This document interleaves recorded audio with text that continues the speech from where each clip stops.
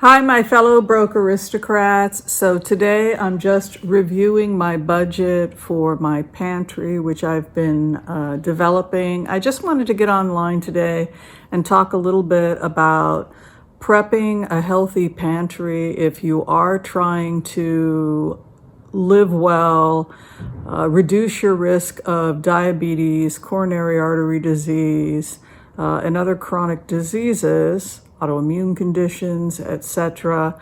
But you're on a fixed income and you really don't know where to start. So one of the things that I like to talk to people about is dry goods, what dry goods you can have in the home, and how you can just really focus on reducing the expenses by focusing on what we think of as the dry goods, particularly once you know how to prepare them.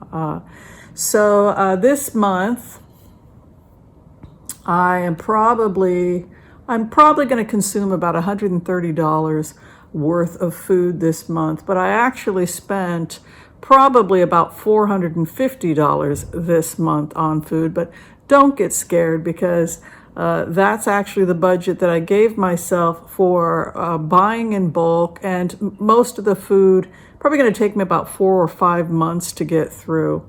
But if you don't have massive amounts of money to build an amazing pantry, what you can do is you can start small. So what are some of the things that you're going to want to have in your pantry if you are trying to be mostly plant-based and you don't know where to start? One of the things that you can start with is just going to your local health food store, or also on Amazon if you're one person, or 4 or 10. If you're just one person and you don't want to overbuy, the good news about going to the bulk section of a co-op or even Whole Foods is that you can control how much of anything you buy. It's always going to be the same price whether you buy a pound of brown rice or 5 pounds of brown rice. And that may be a better start for somebody who's on a fixed income. So you might want to grab 1 pound of brown rice, which will run you about $2, and 1 pound of thick cut oats, which will also run you about $2. And that gives you a nice grain for breakfast and a nice whole grain for lunch and dinner. A lot of people are afraid of grains because they've seen concerns about obesity with some of the sugary cereals. When we think about grains, you want to be mindful that not all grains are equal. White bread, white flour, wheat is probably one of the most fattening grains, but we don't see the same nutritional composition when we look at things like grains like brown rice or quinoa. Quinoa is actually more of a seed. It's a little bit more pricey than brown rice, but one of the things I like to do is I will mix the brown rice with the quinoa, cook it in the same, I'll cook it together, and that will actually change the glycemic index of the brown rice. It helps stretch the quinoa and it reduces the cost. But usually what I recommend people start with is just 2 grains to start with, a pound of brown rice and a pound of thick oats for your breakfast cereal. Now understand that, as I've said before, the thick oats can be made into oatmeal. They can also be made into granola. There are plenty of great granola recipes out there, and a little bit of cinnamon, some raisins, and some baked oats with a little bit of oil, nutritional oil. You don't want to go with any of the cheap oils, of course. Good oils for baking.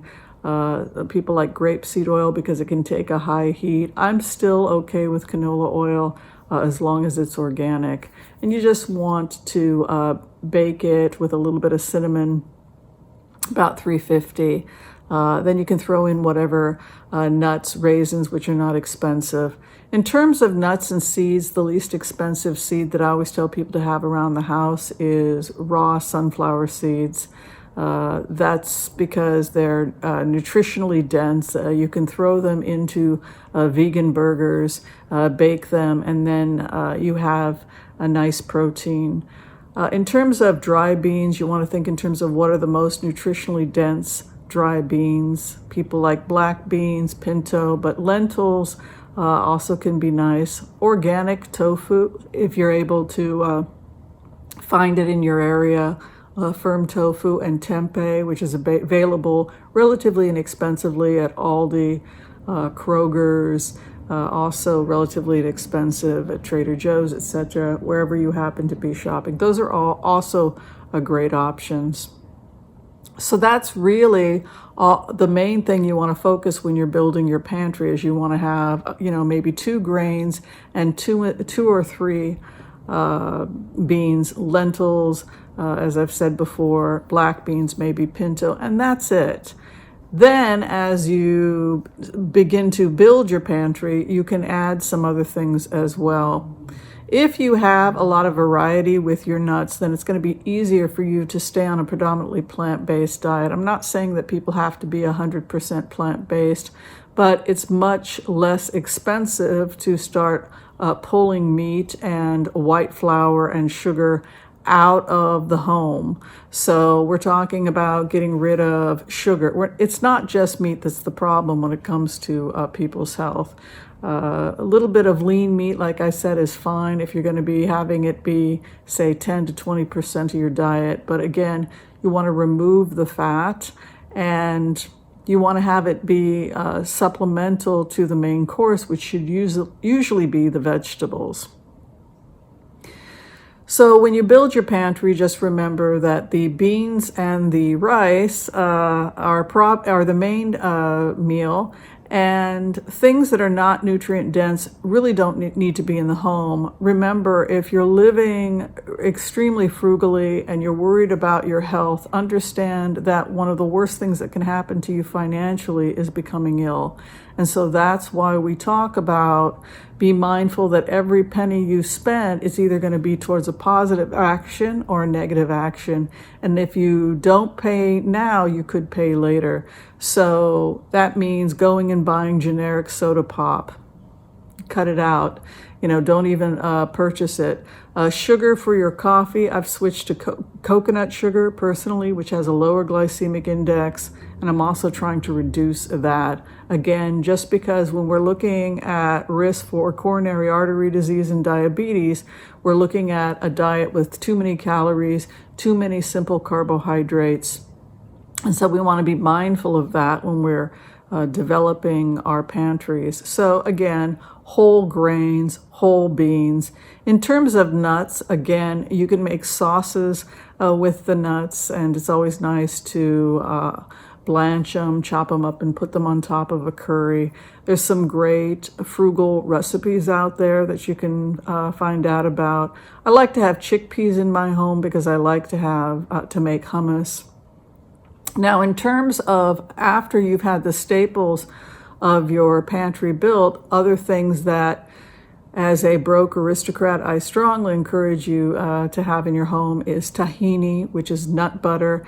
Peanut butter also is a great idea because you can do a lot of cool things. Tahini can be mixed with ground chickpeas to make a delicious hummus with garlic. Also, I have always have a bottle of lemon juice.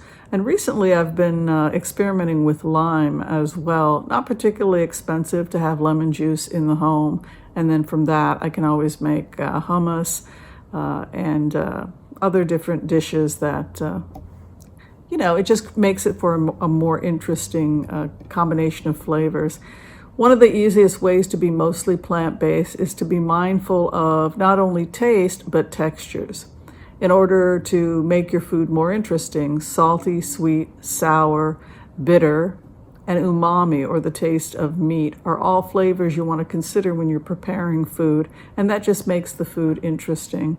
This is why, for example, when I make a curry, which may have a spicy flavor, you want to have a little salt in there, a little sweet. Sometimes I'll put in raisins, and then I might sprinkle almonds on the top. In terms of the most nutritionally dense nut. I like to always have walnuts in my home. That's one of the things I like to definitely include in my pantry. Raw cashews can be turned into cashew cheese. There's some great recipes on YouTube, but it can also be ground up and turned into a cashew sauce, a little bit of lime, a little bit of garlic.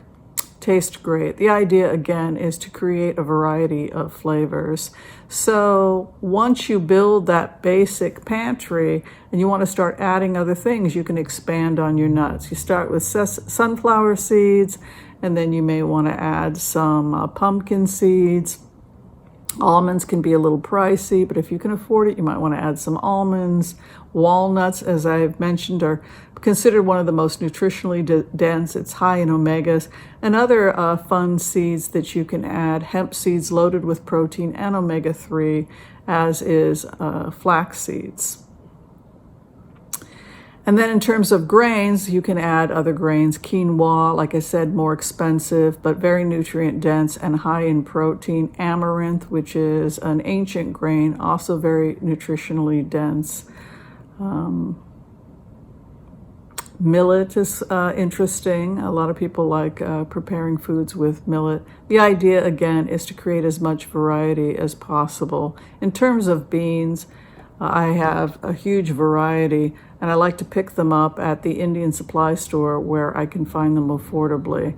Black beans, pinto beans, chickpeas, peas, yellow split peas, mung beans, split mung beans, mung dal, red lentils, brown lentils, green lentils, you name it, I have it in my pantry. And so that's kind of what I did with the extra money I had this month I kept myself very frugal this month, and then I just splurged on building an amazing pantry. It ran me a couple $100, but now I have enough food in my pantry for the next 4 to 6 months. Added some cashews, as I mentioned in the previous video, just creating as much variety of flavors as I could. And then I will supplement over the next few months. I will probably be able to get my grocery bill down significantly, because the only thing I'll need to be buying is just the local fruits and vegetables. I already have plenty of nuts and seeds, plenty of grains, and so that's the idea. I buy in bulk and keep the price down by buying local fruits and vegetables, and then with the extra money I can add to my pantry by splurging with some hazelnuts or something like that. Other things that I don't make but I do purchase that I like to keep in a whole foods plant-based home, but again, you can make it yourself if you're so inclined. I like to have oat milk unsweetened, and I use that to make my morning smoothies. Sometimes I'll also have unsweetened rice milk, olive oil, a good coffee. I've been finding on Amazon, but there are other places as well where you can buy bulk whole bean Arabica, because I am a coffee snob, and I've been able to find some very affordable deals. Aldi has great coffee deals, as does Trader Joe's. And so that's basically what I'm doing. The idea being that I'm trying to make my diet as nutrient dense as possible, trying to restrict calories, cut out any foods that are not nutritionally dense, because the leading cause of bankruptcy in the United States is health related. And so we want to do everything we can in order to have optimal health. And the good news is it can be done affordably. And we can actually reduce our cost of what the average American is paying for food by being on a mostly plant-based diet and shopping responsibly.